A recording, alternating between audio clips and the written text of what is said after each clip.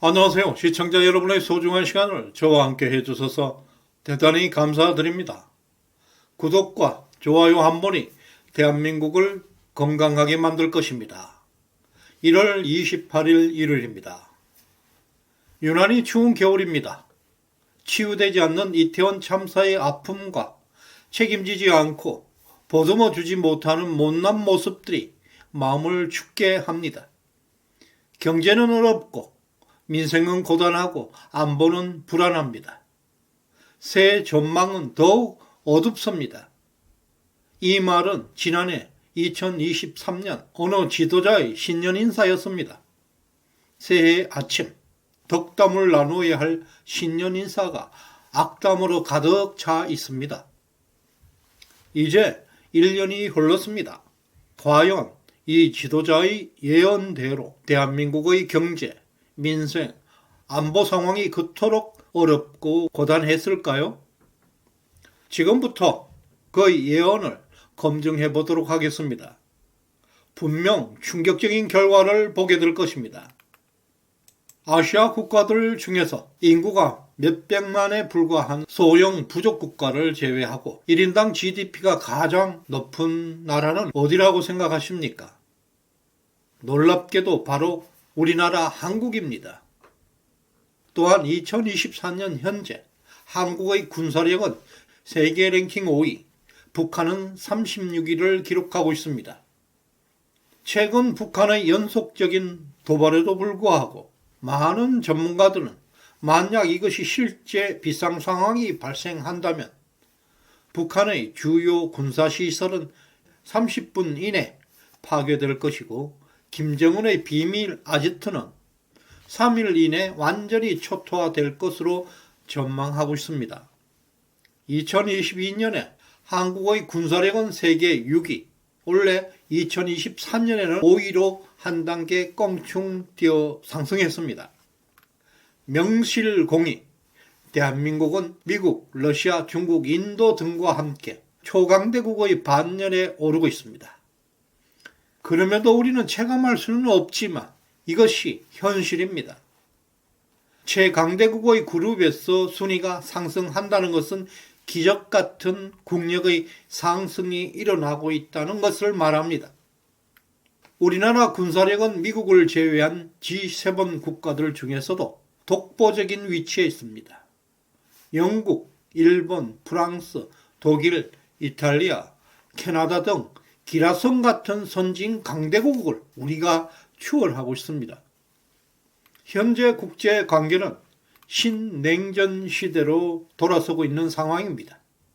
자유진영 국가들은 대한민국의 방산기술과 능력에 의존할 수밖에 없게 되었고 미국의 패권 파워 역시 한국의 방산기술이 이제 필수 조건이 되고 있습니다. 따라서 미국도 한국과의 군사동맹의 필요성이 어느 때보다 강화되고 있습니다. 또 더 놀라운 사실이 있습니다. IMF 국제통화기금의 최근 보고에 따르면 2024년 올해 대한민국 1인당 GDP는 세계 31위를 차지할 것으로 전망하고 있습니다. 우리나라가 아시아 국가 중에서 가장 잘 사는 나라에 등극하고 있다는 것입니다. 아시아 국가들 중에서 상위 랭킹을 보게 되면 한국의 1인당 GDP는 34,653달러, 일본은 34,555달러, 대만 34,050달러를 기록해서 한국 31위, 일본 32위, 대만 30 다닥다닥 붙어 있습니다. 이것은 우리나라가 일본을 처음으로 추월하는 역사적 대사건이 일어나고 있습니다. 식민지 역사를 가진 나라가 지배국가를 추월한다는 사례는 세계사적 기념비 같은 위대한 역사입니다. 세계에서 한국과 아일랜드 두 나라에 불과합니다. 심지어 중동 국가들까지 포함해도 한국은 사실상 아시아에서 랭킹 1위 탑입니다. 한국의 놀라운 성공을 보고 있습니다. 여기에서 주목할 것은 2022년 한국의 1인당 GDP가 대만에게 역전당했다는 사실입니다. 한국의 문재인 정권은 친중 반미 정책 그리고 반기업 종북사회주의 경제정책을 추진했고, 그 반면에 대만의 차이잉원 정부는 친미 반중 친기업 자본주의 시장경제 정책을 강력하게 추진했습니다. 두 나라는 정반대의 정책을 추진한 그 결과는 한국의 1인당 GDP는 33,590달러에 정체되어 있는 상태였고, 대만은 35,510달러를 기록해서 한국을 추월했습니다. 이러한 명백한 증거가 나왔음에도 불구하고 전혀 아직도 반성하지 못하는 것이 무능한 문재인 정권이었습니다. 하지만 윤석열 정부는 집권 초기부터 대대적인 시장 중심의 자유주의 정책으로 변경한 결과 집권 2년 차에 드디어 한국은 일본을 추월하는 기적을 만들고 있습니다.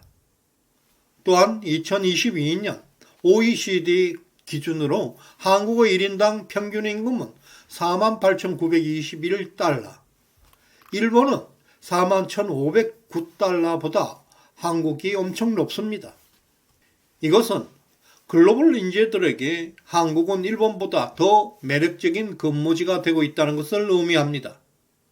그리고 1인당 GDP의 증가, 이것은 국가 브랜드 가치를 높이는 중요한 요소로 작용합니다. 이러한 국력의 파워가 즉각적으로 나타나는 것이 현재 대한민국 여권은 세계 랭킹 2위로 뛰어올랐습니다. 이것도 문재인 정권 당시 3위에서 한 단계 상승하고 있습니다. 이러한 변화들은 국제공항에서 명확하게 드러나고 있습니다. 한국 여권 소지자는 특별 대우를 받고 있고, 입국 심사가 단 15천 만에 끝나는 곳도 있습니다. 미국, 영국, 일본, 멕시코 등의 국제공항에 가보면 한글 표지판이 설치되어 있습니다. 한국 여권을 소지한 사람들에게 특별 대우를 하고 있습니다. 현재 한국 여권은 비자 없이 193개국에 입국할 수 있습니다. 사실상 전 세계에 한국 여권은 프리패스가 되고 있다는 것을 증명하고 있습니다. 이러한 일련의 현상들을 종합해 볼 때 윤석열 정권 집권 2년 차를 맞이해서 대한민국의 국력이 글로벌 중추국가로서 국제적으로 강력한 영향력을 발휘하고 있음을 보여주고 있습니다. 이제 앞서 뒤에 2023년 작년 신년 인사를 한 사람은 바로 문재인입니다. 맞는 게 하나도 없지 않습니까? 그의 예언은 현실과 너무나 동떨어져 있었습니다. 지독한 이데올로기에 빠져 있어서 외눈박이가 되었고 좌파 사이코가 남긴 악담 수준이었습니다. 아직도 무능한 지도자의 부끄러운 삶을 살아가고 있는 모습에 연민을 느끼게 됩니다. 이 나라에 더 이상 문재인 같은 사람이 집권하는 일은 없어야 할 것입니다. 보수 우파는 오늘, 지금을 살아가는 사람들입니다. 과거를 후회하지도 않습니다. 그렇다고 불안한 미래에 대해서 두려워하지도 않습니다. 하물며 자신도 모르는 실체 없는 미래의 일을 남에게 강요하는 일은 정말 부끄럽고 어리석은 일입니다. 우리는 말을 조심해야 합니다. 한번 입 밖으로 나온 것은 영원히 지워지지 않는 세계입니다. 작년 2023년 초에 남긴 문재인의 신년 인사말은 기록으로 남아 자손 대대로 부끄러운 문재인의 모습을 영원히 전하게 될 것입니다. 이런 전능한 사람이 국가 지도자였다는 사실 그 자체 하나가 대한민국의 불행이었습니다. 마찬가지로 아무리 하찮은 유튜버 영상 하나라 할지라도 삶의 한 페이지입니다. 자신의 정체성을 담고 있습니다. 저는 돈이나 권력에 기생하면서 보수주의와 자유주의의 깊은 가치를 망각하는 일은 없을 것입니다. 우리 보수주의자의 삶은 항상 당당하고 훗날 부끄러운 흔적을 만들지 않습니다. 왜냐? 그것은 진리를 향한 철학을 반영하고 있기 때문입니다. 끝까지 시청해 주신 여러분께 감사의 마음을 전합니다. 고맙습니다.